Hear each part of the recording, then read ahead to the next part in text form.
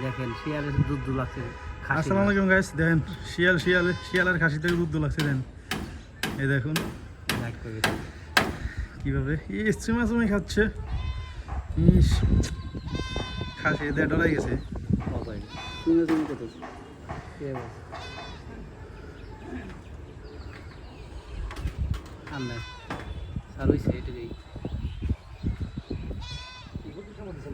না আর